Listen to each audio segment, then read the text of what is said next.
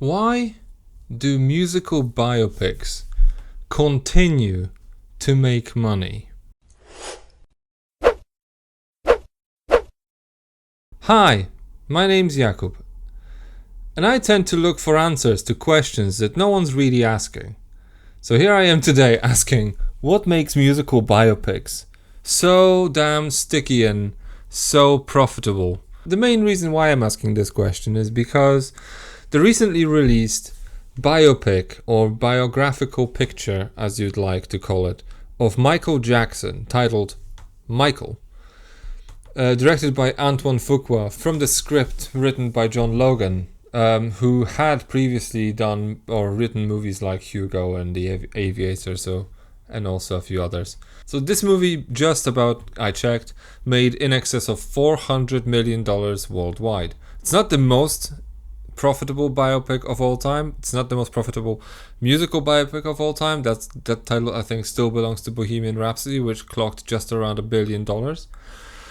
But it still raises the same question. What makes these movies so profoundly important that people flock to them and just keep just guzzling down on whatever these movies have to say? And and this is specifically because I went to watch this film. I wrote a review about it. Check in the description. I'll put the link there. And I absolutely did not like it. In fact, I'm probably 99% sure that if you show me any biopic, chances are that I may, or that are probably more likely to dislike it than to like it. And I've started asking myself this question: why I dislike movies like this, and why other people, specifically general audiences, tend to flock to see them. Like this is as if there was free stuff being handed out at the screenings, right? So I sat down, scratched my head for a little bit, and here I am sitting down to work it out in real time. So get ready. And actually, if you came here for like a nice and slick 5-minute video essay, wrong decision. I'm going to try to work it out in real time. I don't know how long this is going to take. As long as it takes, okay? One of the rules of Fight Club was that, the fight will go on for as long as it has to, and this is the rule I intend to live by.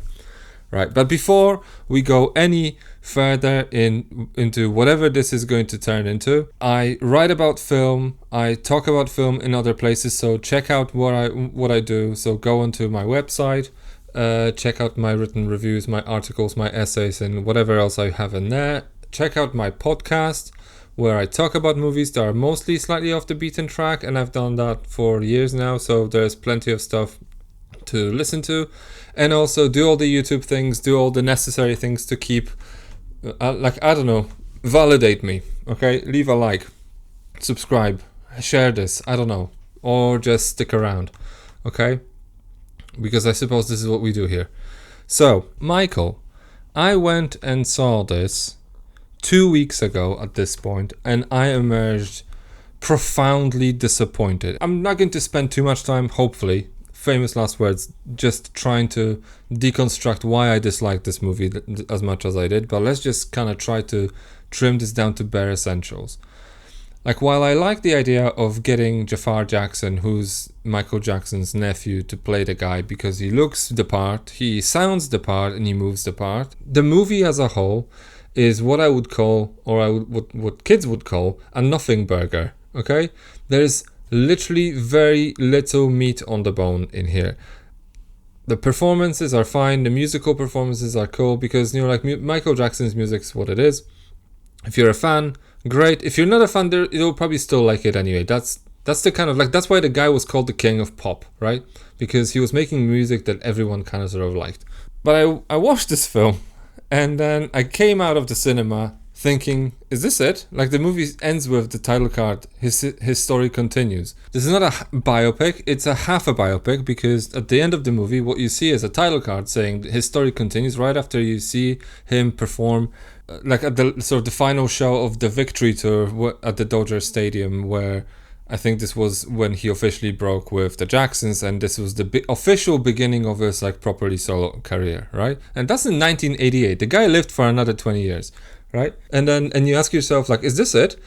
Because we've been religiously tracing this guy's story from the humble beginnings when he's being beaten by his father. Coleman Domingo, actually, performance-wise, I think requires to be sort of like singled out as kind of like a good performance, right? But this is a story that takes the template of a biopic and applies it directly, as in, let's just go through the guy's life year by year, beat by beat, and just reconnect with him every couple of years when something major happens, as in, he's beaten by his dad because they need to perform. They need to be their best, whatever. They sign with the Motown, and you kind of just trace this guy's life, kind of sort of as a parallel to the sort of the history of his sort of the child abuse that he was at the receiving end of.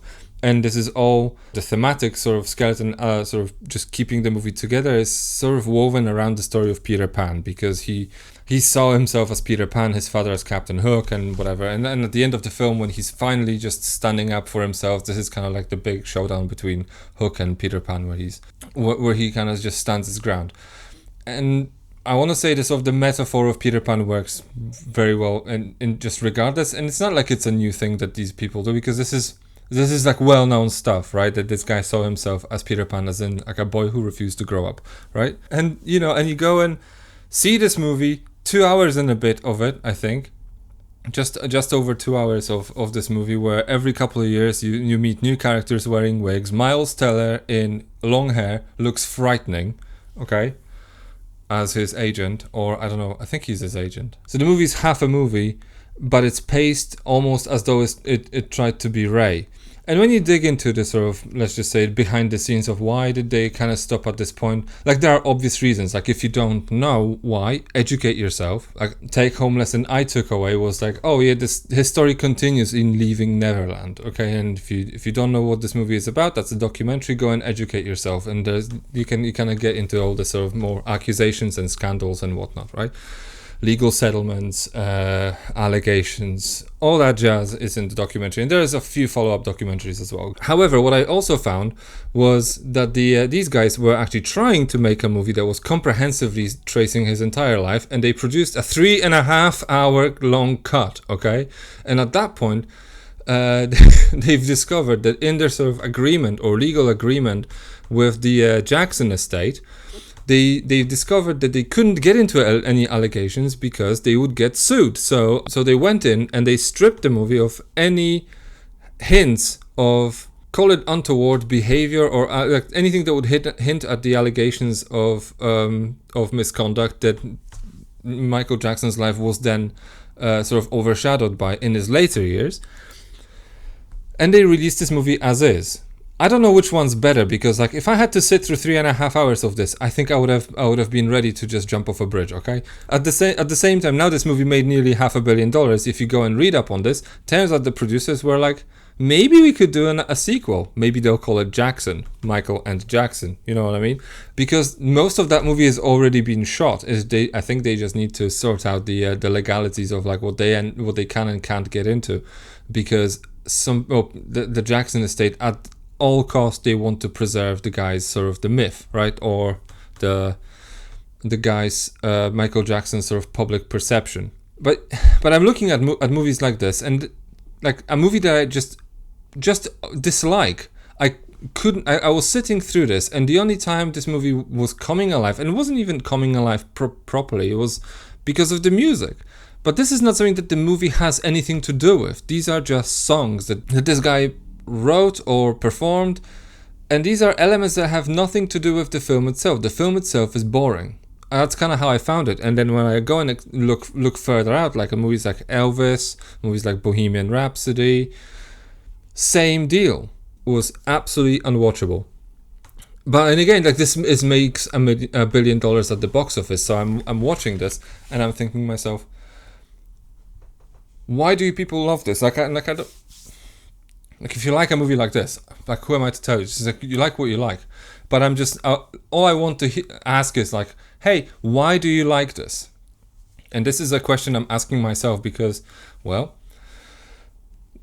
the current trend of musical biopics is just an extension of just a general trend in prestige filmmaking or Hollywood filmmaking of just biopics being a thing that people go and watch. And maybe at this point, Regular, call it biopics, have gone out of vogue a little bit. Maybe Oppenheimer is going to bring them back to an extent, but like they've never made super large amounts of money, or at least they haven't made loads and loads and loads and loads of money in the last, I want to say, 20 years. For movies that actually made considerable amounts of money at the box office, you probably have to go to the 80s and 90s. Right, and these will be movies like Gandhi or The Last Emperor. What's the sort of the unique selling point of a biopic? Why do people prefer to go and watch this when all I see is essentially a Wikipedia page reduced to or turned into a film? And that's your movie, and all you need to do is just hire people who would look vaguely like the guy who's supposed to be, or vaguely like the people who are supposed to be in it. Give them wigs, give them costumes, put some music on, and Bob's your uncle. Like, the movie's going to make $1 billion or $500 million at this point. So I ask myself this question, like, why do people like this, right? Like, why do people choose to see biopics specifically?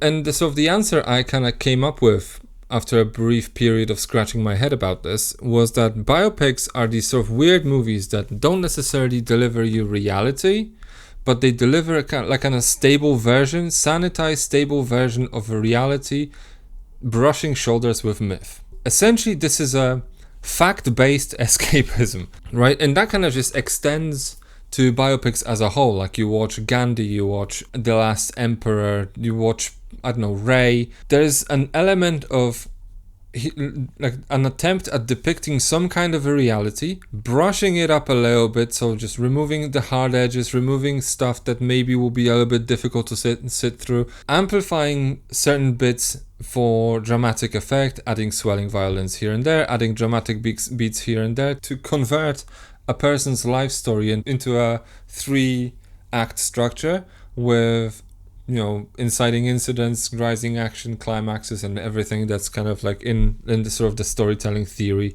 you'd kind of find. And essentially, it's about just giving people like access to escapism, but in parameters that they feel comfortable because they're kind of sort of attached to reality that they recognize. You actually have to distinguish between biopics and because biopic is kind of like an umbrella term, and there's more to that. There's more nuance to that. And at the same time, I think it's also worth mentioning that the idea of a biographical picture is also let's just say, cultural descendant of movies like sandal epics, like golden era sandal epics, or movies like Cleopatra and Ben-Hur. Like big budget prestige filmmaking that's also, or historical sort of epics as well, like Lawrence of Arabia. Lawrence of Arabia actually is a biopic if you think about it. A piece of entertainment that would draw people on the basis of their familiarity with the subject matter and the idea of learning something new, or maybe seeing how these personas that actually have lived or maybe are still around are turned into something bigger than they are.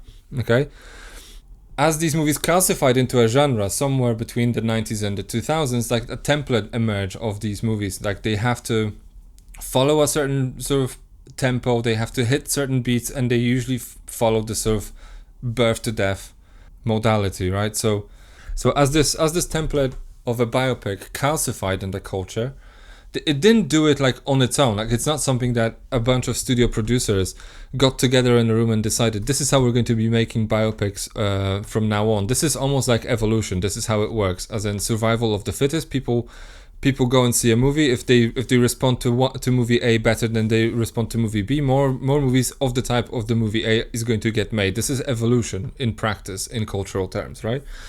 Darwinian survival of the fittest, cultural adaptations at work, right? So over time, you'd see that the template emerged because this would be what people gravitated towards the most, okay?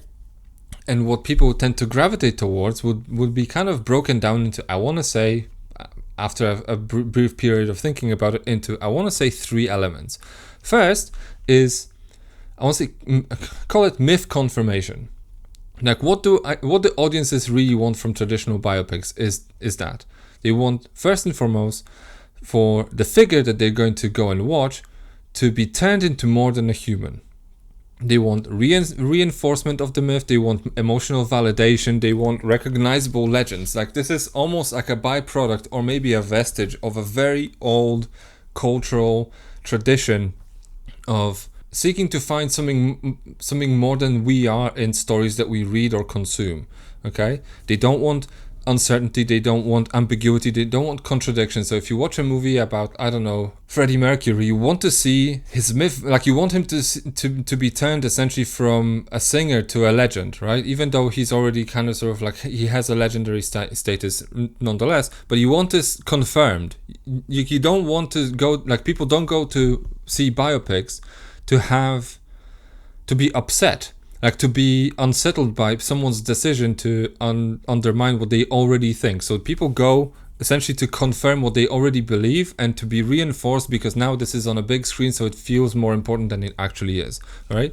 Another thing is, call it the narrative clarity, as in they want to learn something, right? Because I don't know, I think I know stuff about Michael Jackson. I think I know stuff about Elton John or Bruce Springsteen or Elvis. But at the end of the day, I don't necessarily know everything. I don't necessarily know certain stories from his life that maybe will be hidden in like a Rolling Stone article somewhere, or in a say professionally written biography of this guy or something like that, right? So they want to learn about these sort of humble beginnings, the breakthrough, the crisis, and they want to see this kind of sort of distilled into smaller stories that they will probably get to retain and maybe retell. This is like a dinner party sort of like an aspect of this, because like, oh, guess, you know, like I went to watch this new Michael Jackson biopic, and did you know that I didn't know he had this sort of accident, that his hair caught fire, and this was during like recording like a Pepsi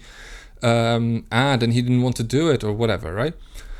That's the kind of stuff that people really want to learn, like anecdotes about their life that also further reinforce the legendary status of them, right? And the third one, and I think the third one is probably the one that's kind of like most sort of film criticky. So like people, this is the one aspect that kind of lets people think that they kind of interact with art a little bit more than just with either a piece of escapism or something that they or a piece of quote unquote history, is the performance, which is a biopic needs to be anchored around a performance, like a transformative performance that you get to take home and think about, as in like, wow, like Daniel Day-Lewis as Lincoln, fantastic, or Ben Kingsley as Gandhi, or Rami Malek as Freddie Mercury. The idea of or I don't know, Leonardo DiCaprio as Howard Hughes. Or, you know, Jafar Jackson as Michael Jackson, or Jeremy Allen White as Bruce Springsteen. The idea is to approximate what the guy looked and felt like and behaved like, and to wow the audience with how close to reality this movie tries to get, right? The better you get at all these three aspects, the more money this movie is probably gonna make. And this is a formula that's been sort of in operation for, I want to say, as long as biopics have been referred to as biopics, which I want to say since the 90s or the 80s. People will go and watch biopics and almost just feel like, A, they interact with something greater than they are, B, they've learned something, so it kind of serves like a proxy for a documentary, and this is where the danger is, by the way. I'll come back to this in a second. And 3, they've interacted with a magical performance that maybe transforms their idea of what good acting is like, right? Or kind of reinforces their beliefs that some actors are better than others or whatever, right? But coming back to the second one, I remember like a bunch of months back, I went to see Nuremberg, which is, again, a biopic or historical sort of epic picture about the sort of the end of the war that really tries to almost cross over into documentary in many places. Like it's trying to kind of like just ride the line between schmaltzy, prestigious, sort of elevated biopic and like a docudrama. But it's still kind of like rooted in this prestige tradition, because you do see Russell Crowe, who's like obese Russell Crowe in full Nazi regalia doing push-ups in his cell, okay? Or you see Rami Malek Rami Malek has an Oscar moment in this. Like if this was like a genuine docudrama, you wouldn't have moments like this, right? But at the end of the day, I actually remember standing up trying to leave the screening, and this woman just spoke to me. I don't know why. She goes like, "Wasn't that good?" And she was like in her 50s. She says like, "That was really good, wasn't it?" I'm like, out of politeness, I'm like, "It was all right.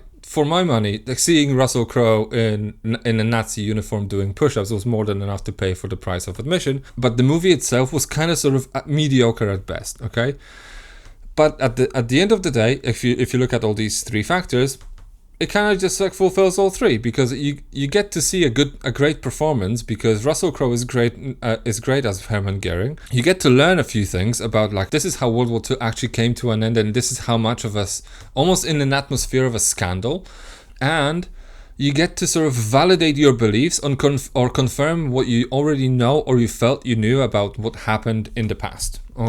Because if it was a biopic of a person, that you'd be confirming this about a person, not about a piece of history. So the scientist in me tells me that, like, it's all well and good. You've come up with these three pillars of a biopic. This is what the template's kind of about, because of how it evolved into having these three massive factors that govern what works and what doesn't. So the way to see if it actually holds true is to see what happens when you start messing with them, right? So if you mess with a biopic, say by removing the idea of chronology or messing with chronology, you're essentially introducing risk to the equation, because people may reject it in principle. If you substitute with spectacle, you may get away with it. Case in point, Oppenheimer, because this movie jumps chronologically, messes with the form, but it delivers a spectacle that people lapped up like it was no one's business, even though I had massive problems with this movie for the very same reasons, because it kind of looks like a Wikipedia article, but kind of sort of back to front in some ways, but suffering from the same sort of abundance of cliches governing the entire genre. But if you reject completeness or break with chronology, like you get movies like Steve Jobs, you get movies like you can get great movies like The Social Network, and you can also get great movies that maybe are, or the movies will get better, but they may not get as popular, like movies like My Week with Marilyn, which is Michelle Williams starring film about Marilyn Monroe, essentially spending a week with her, right? Or a movie like First Man, directed by Damien Chazelle, which I think is a phenomenal piece of filmmaking, where you focus on the internal life of a character more than the spectacle itself, although there is a spectacular side of it, and it's more nuanced, more sort of psychologically complex, and it's not really slavishly devoted to getting all the facts right, as much as it is devoted to getting the sort of, call it the Werner Herzogian ecstatic truth right, as in we want to dig into what this guy was like, what he was going through internally, rather than getting all the costumes right correctly. Like, if you want to get all the costumes correctly and send the right message, watch like Hidden Figures. That's another historical biopic that's sort of very template based. And I think this was a movie of the moment in the mid-2010s, because this was a big thing for sort of African-American representation. Nonetheless, it's kind of sort of template-driven, predictable, schmaltzy, and familiar, right? But you watch a movie like First Man, and this is an experience that will get to sit with you for way longer than you probably think it would, okay? These movies just don't make money, because they're more difficult to sit through. They may be more difficult to parse. They demand a little bit more of the viewer, and they behave almost like a commercially made art house film. And if they also, the third sort of way they can start messing with them would be if they start prioritizing perspective over delivery of facts, and you get movies essentially like, well, again, like The Social Network is a good example of that, and movies like I'm Not There, right, where again you're challenging the viewer, because there's a filter through which you're watching the film, and you're and sometimes you're not. Or Steve Jobs is another one where you demystify because the perspective, first of all, removes some facts, embellishes some other facts, or maybe gives you the impression that the film has a mission not necessarily to confirm what you already know and feel, but to maybe challenge it, right? Steve Jobs interrogates the myth or the legend of Steve Jobs in a way that's probably more critical than affirmative, and it's better for it. But people didn't flock to cinemas to see it, right? So in a way, what you can see that the movies that people tend to actually flock to see would be biopics that kind of ask, like, why is this man, this woman important? Meanwhile, movies that are actually good in this space, or films that try to get at something interesting in the space will be more inclined to ask a different question, like, what does this person mean to me, to the culture, to you, to the world, right? And you don't necessarily get questions like these out of movies like The Theory of Everything or The Imitation Game. What you'll get would be the sort of surface level, sort of historical or sanitized, sort of sanded down depictions of, I don't know, living with a debilitating disease. Stephen Hawking's sort of history was quietly tragic, or being gay in the 50s and 40s in Britain was quietly tragic, right? But you won't get important questions sort of asked, interrogated, or resolved because people don't want to watch them, you know? Like, the more usable the story becomes, like the less truthful it often becomes on the screen, because if you actually tell the truth as it is, people may not necessarily want to see it because they don't want to be challenged. Case in point, Michael, right? The film ends almost when the interesting stuff begins. Not interesting, well, as in like interesting from the point of view of this character being seen as, here's this icon, call it the king of pop, the best-selling artist of all time, probably bar none. Maybe the Beatles and maybe, like, I don't know, Madonna and Elvis have had more success, right? But the idea of challenging this by actually bringing to light some of the allegations and some of the, like, part of the downfall of this character, and seeing how his life is mired in lawsuits and media scandals and body dysmorphia, all that stuff. You get maybe inklings of the latter in the movie, but people would probably wouldn't respond to it that way if you challenged it, if you depict it with some kind of a reverent respect, because you need to adhere to pillar number 1, myth confirmation. You have to treat this person as though he was a saint in the making. Essentially, what you're depicting is people who would be then canonized and put in the pantheon of sort of cultural saints, right? If you do this while also reminding everyone that there are problematic aspects of this person's life without caveating or sanding down the problems, or offering some kind of a nuance that would maybe kind of sort of half excuse them, people reject that. They don't want that. What they want to see is a hero worship, right? So in a way, like, I'm looking at all these reasons, and I'm looking at the template and how it evolves, and how if you mess with it and offer something, let's just say, challenging or original, it doesn't work. So ergo, biopics are probably one of the only genres in existence, maybe the only, horror is probably the other one where this would work.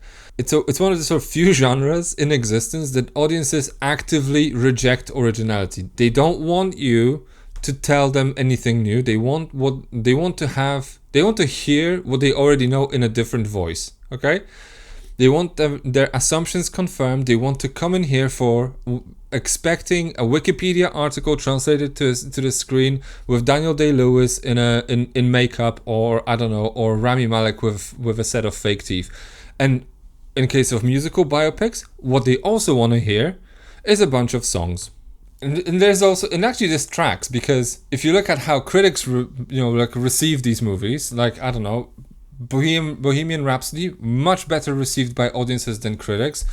Bruce Springsteen's The Road to Nowhere. Actually, this one I liked because it actually, for the reason of compressing the timeline and focusing a very sort of tight period of a guy's life where he's struggling with a mental sort of illness, and he's struggling with his past. I think this is, like, characterologically speaking, this is a very interesting movie. But still, audiences loved it and critics were like, it's okay. Elvis, audiences love it, critics are like, I don't know, mediocre. And the reason is because critics look for original. Critics watch movies for a living, so what they don't want to hear is more of the same. They don't want to see more of the same. They don't want to see, a template being executed once more for the umpteenth time. They want to see something new, some originality, some adventurousness, some audacity, And then when they don't get it, the ratings go down. But audiences, on the other hand, they go like, what are you, like, they will say, like, critics don't know what they're talking about. Like, this movie is amazing because, like, there's Queen's music in it, and Rami Malek is doing an impression, and it's all great. Because what they don't want is novelty, okay? They don't want like for the movie to leave gaps or preserve contradictions, or like, I don't know, or like distrust neatness or accept ambiguity. They want problems resolved and myths confirmed, right? There are some nice comparative cases, because you watch a movie like Elvis, which is loved by audiences and kind of sort of coldly received by critics, or maybe not as hotly received as by critics. And then you watch a film like Priscilla, which is a Sofia Coppola directed movie about Priscilla Presley. It's almost like a biopic of Elvis by proxy, because you look at the guy's love interest at this young woman who was essentially groomed, because she was like, I don't know, 12, 14, I don't know, she was underage when Elvis took interest in her, and she married him at a very young age, and she devoted his life to him. And you watch this guy's sort of a rise and fall through her eyes, and I think this movie is incredible. It's exceptional. It's very soulful. It's very intricately put together, and it asks important questions, and it doesn't really offer you easy answers. And this is a movie that critics go like, this is amazing, and audiences are like, this is boring. I didn't get my myths confirmed. They besmirched the name of Elvis Presley. I know better than this movie. Let's watch the Baz Luhrmann biopic, because it will be more true to life. Because this will be more true to life, because it will confirm what I already think about the guy. Okay. Another example, Rocketman. I kind of like it more than any other musical biopic, specifically because it kind of tries to depart the formula by way of going into magical realism and musical territory, as in like Taron Egerton randomly will sprout into action and start singing like he wasn't Singing in the Rain. Costumes come on, and you kind of see that you're kind of more in like a musical fantasy than in a musical biopic. And I find that at least a bit more interesting than just sitting through, and now we're in the 70s, and now we're in 75, and this is where this will happen, this is where that will happen. Oh, now we're in 1981. Oh, this is Thriller, this is whatever, this is The Victory Tour. This is way more interesting to get a glimpse at the internal life of a character that you already think you know something about, because this is where you actually may learn stuff about them, or you may learn something about yourself by looking at someone else's life. I think I've answered this for myself, because you see, okay, well, people kind of don't like to be like, the biopics are this sort of weird beast that offers people comfort. This is, like it's almost like going to a restaurant to eat a home meal, because it's predictable, you know what it's going to taste like, and it's not going to upset you. And you know what? I'm fine with that. Like when I go to a restaurant, I don't go for bolognese. I'll try and eat something that I maybe haven't, or maybe I won't cook for myself because it's too hard, too time consuming, or too expensive, or whatever. Or maybe I don't have the ingredients, or I don't know. I don't necessarily have the means to do it. But I think this is a good metaphor. Like people go to these movies as though they were going to a restaurant with an express intent to eat something familiar. They want a curated experience that will confirm the myth of a character, that will give them a performance that they get to talk about at a dinner party, and maybe they will also give them a few nuggets of information.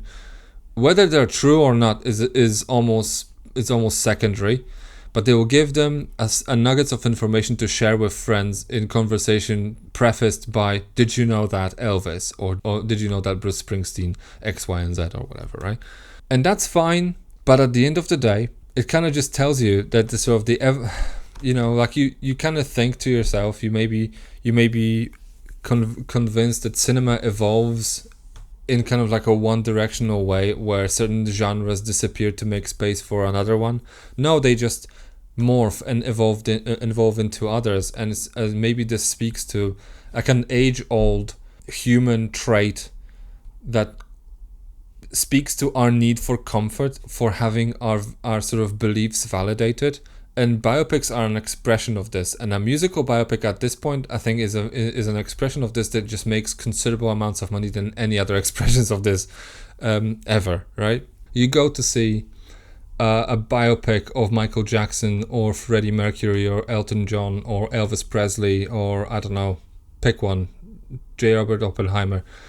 You're participating in a ritual that's as old as cinema itself, and just as unoriginal. Meanwhile, by sidelining the opportunity to have your beliefs challenged, you're reinforcing traditions that almost defy our sort of a human sort of drive towards seeking new experiences and new adventures.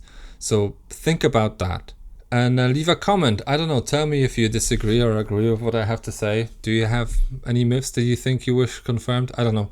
Tell me what you think about this. And and catch you on the next one.